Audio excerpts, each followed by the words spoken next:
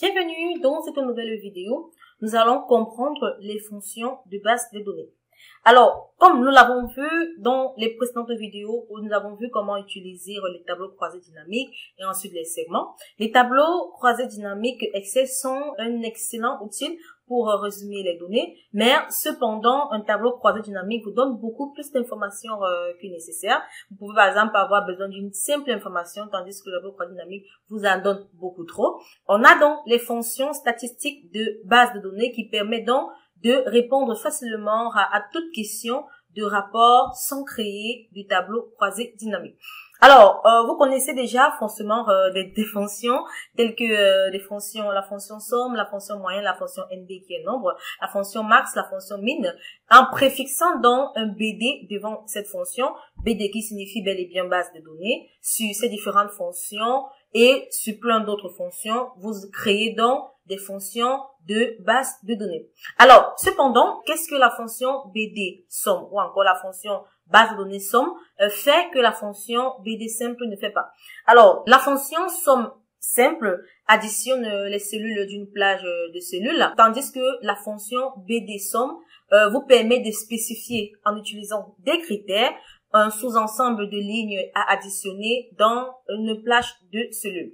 Par exemple, on a cette feuille de calcul qui contient tout simplement les ventes d'une entreprise de maquillage, qui contient les informations telles que dans la colonne G, on a le numéro des transactions, dans la colonne H, on a le nom des vendeurs, dans la colonne I, on a les dates vendues. Dans la colonne J, on a les produits vendus. Dans la colonne K, on a les unités vendues par chaque produit.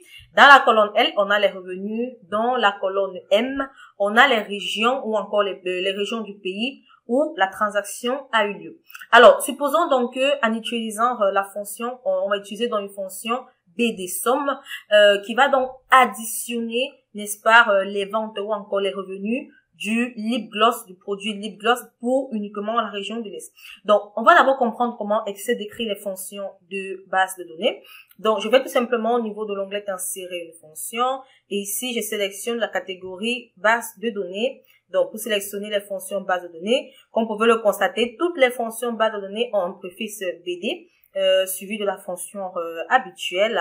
Comme je vous disais tantôt, on a BD min, BD max, BD-Li, BD-EK type P pour la population entière, BD-EK type pour un échantillon, BD moyenne, BD-NB, bon, BD pour le nombre, BD-NB-Val, BD-Produit, BD-Somme, BD-VAR, BD-VAR P. Donc voilà en quelque sorte les différentes fonctions de base de données. On va donc comprendre la syntaxe premièrement de la fonction BD somme que on va illustrer un petit exemple dans cette vidéo.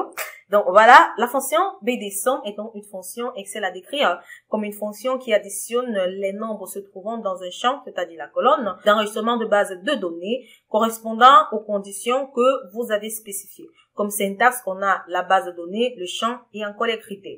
On va comprendre dans les différents arguments. L'argument, on a la base de données qui est tout simplement la plage de cellules qui constitue la liste ou la base de données. Une base de données est une liste de données connexe. Et l'argument champ est décrit comme une valeur qui indique, voilà, l'argument champ indique donc soit l'étiquette de la colonne entre guillemets, il est important de savoir si vous voulez entrer l'étiquette de la colonne, vous devez l'entrer entre guillemets, soit un nombre représentant autant pour moi la position de la colonne dans la liste et enfin l'argument critère qui est tout simplement une plage de cellules qui contient les conditions. Dans cette plage incluant une étiquette de deux colonnes et une cellule en dessous, voilà, de l'étiquette de la condition. Donc, comme vous pouvez le constater ici, j'ai tout simplement constitué mon argument critère.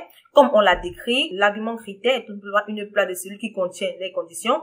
Cette plage inclut une étiquette de colonne. Donc, j'ai entré l'étiquette de colonne ici. Je souhaite calculer la somme des revenus pour le produit lip gloss, donc la somme des revenus du lip gloss dans la région de l'Est. Pour cela, le lip gloss est une catégorie de produits. J'entre donc le produit. Par exemple, pour laquelle ici on dit que cette plage inclut une étiquette de colonne. Donc ici, j'entre le lip gloss. Je vais soit calculer la somme du lip gloss, la somme des revenus du lip gloss ou encore du brillant aux lèvres, autant pour moi.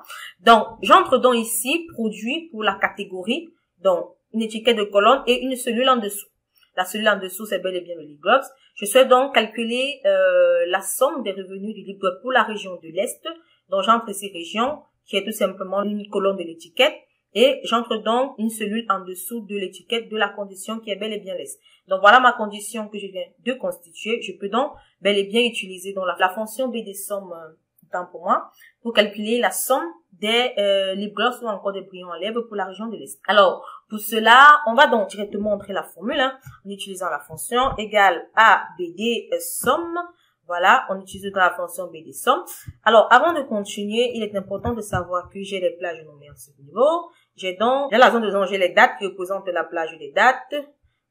Ensuite, j'ai les données qui représentent bel et bien toutes ces plages données. Il est important de regarder. Donc, ma plage donnée contient les différents colonnes.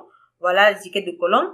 Donc, on a le nom, date, produit, unité, revenu et région. J'ai exclu le numéro de transaction parce que ça ne me sert à rien, donc on va le voir.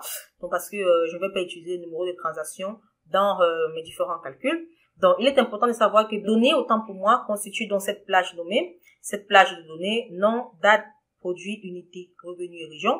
Il est également important à souligner que cette plage de données contient les noms d'entête. Donc, à partir de ces noms d'entête, on pourra donc facilement identifier le numéro de la colonne avec l'argument champ. Voilà, on pourra donc facilement l'identifier. Il contient en tête de colonne. Donc, j'ai date qui contient uniquement les dates données, qui contient les noms des vendeurs, les dates, les produits, les unités, les revenus et les régions, y compris les en-têtes. Donc, ensuite, j'ai le nom qui constitue les noms des vendeurs. Prends pas les en-têtes, je l'ai fait depuis la sélection. Donc, ensuite, j'ai le numéro de transaction. Voilà, j'ai les produits qui représentent bel et bien les produits. La région qui représente la région, les revenus qui représentent les revenus et enfin les unités. Donc, on va donc utiliser un exemple d'une fonction de base de données. Alors, j'entre dans la formule en utilisant la fonction B des sommes. Voilà. Alors, j'entre la fonction B des sommes, j'entre ici la base de données. Comme je l'ai dit, la base de données serait tout simplement la plage nommée données que j'ai représentée tout à l'heure. Autant pour moi, je vais utiliser données. Voilà. Qui constitue bel et bien avec le nom d'en-tête. J'entre de l'argument champ, comme on l'a dit. L'argument champ représente tout simplement le nom de la colonne entre guillemets ou encore le numéro. Donc ici, je souhaite calculer la somme des revenus. Dans ma base de données, le revenu représente la 5e colonne. Donc première, deuxième, troisième, quatrième et 5e colonne. Je peux tout simplement entrer 5 pour le champ revenu. Et enfin, les critères, comme on l'a dit. On a le numéro, le nom de l'entête de colonne suivi du nom de plage. Donc, mes critères seront tout simplement la plage O4 à P5. Lorsque j'ai terminé, je fais ma parenthèse, je clique sur Entrée. Comme vous pouvez le constater, on a donc la somme des revenus du lip gloss vendus dans la région de l'Est uniquement qui s'élève à 11 543,13 $. Voilà, j'espère donc que vous avez aimé la vidéo et que vous avez vraiment compris les fonctions de base de données.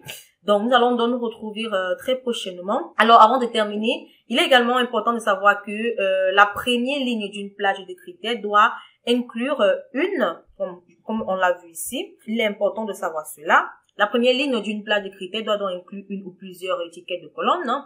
Donc, la seule exception à cette règle est le critère calculé qui est abordé dans les prochaines vidéos. Donc, comme on va voir également les exemples, la clé pour créer une plage de critères est de comprendre que plusieurs critères de la même ligne soient joints par et, donc c'est-à-dire la fonction et, tandis que les critères des différentes lignes sont joints par ou. Donc voilà, on va effectivement l'utiliser dans les prochaines vidéos, bel et bien.